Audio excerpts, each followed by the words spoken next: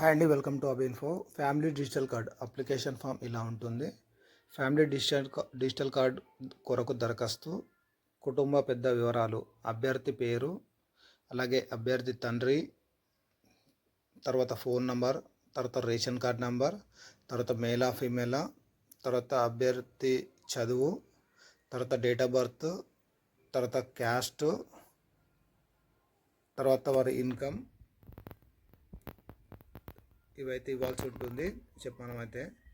తర్వాత జిల్లా, మండలం, గ్రామం, వీధి, బ్లాక్ నెంబర్, పిన్ కోడ్ అయితే ఇవ్వాలి. తర్వాత మిగతా ఏవైతే కాలమ్స్ ఉన్నాయో అందులో మాత్రం మన ఇంట్లో ఎంతమంది ఉంటే అంతమంది డీటెయిల్స్ అయితే ఇవ్వాలి.